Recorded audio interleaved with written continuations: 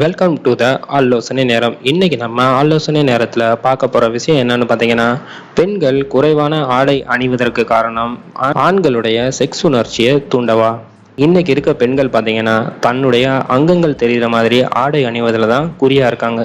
குறிப்பாக பார்த்தீங்கன்னா, தன்னுடைய மார்பகங்கள் தெரிகிற மாதிரி, தன்னுடைய முதுகு தெரிகிற மாதிரி, தன்னுடைய தொடைகளை எடுப்பாக எடுத்து காட்டுற லெக்கின்ஸ் மாதிரி ஆடைகளையும் அணியிறாங்க. இப்படி அவங்க ஆடைகள் அணிய காரணம் என்னன்னு பார்த்தீங்கன்னா, ஆண்கள் அவர்களை பார்த்து செக்ஸ் உணர்வு கொள்ளணும் அப்படிங்கிற காரணம் தான். ஏன்னு பார்த்தீங்கன்னா, பெண்களுடைய அங்கங்கள் வெளியில தெரியறப்ப கண்டிப்பா அந்த பெண் மேல ஆண்களுக்கு செக்ஸ் உணர்வு ஏற்படும். இதை யாராலையும் மறுக்க முடியாது. அப்படி செக்ஸ் உணர்வு ஏற்படுறப்ப பார்த்தீங்கன்னா, ஆண்கள் என்ன பண்ணுவாங்கன்னா, அந்த பெண்களை நெருங்க ஆரம்பிப்பாங்க. அந்த பெண்களோட செக்ஸ் வச்சுக்க ஆசைப்படுவாங்க.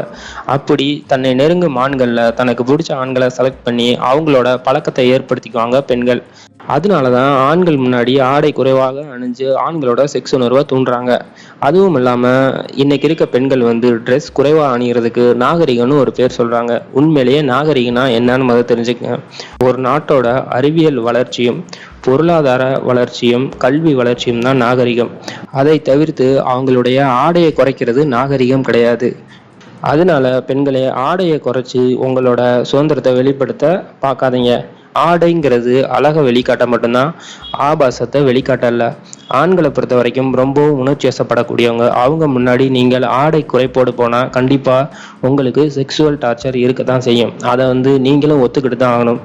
இன்னைக்கு இருக்க பெண்கள் தங்களுடைய அறிவையும் திறமையும் வளர்த்துக்கிட்டு நம்ம நாட்டுக்காக ஏதாவது ஒரு செயல் செஞ்சீங்கன்னா அதுதான் உண்மையான நாகரிகம். மேலும் இதுபோல் ஆலோசனைக்கு எங்களோட சேனலில் இணைந்திருங்க. கீழே இருக்க ரெட் பட்டனை ஒரு தட்டு தட்டுங்க. தேங்க்யூ.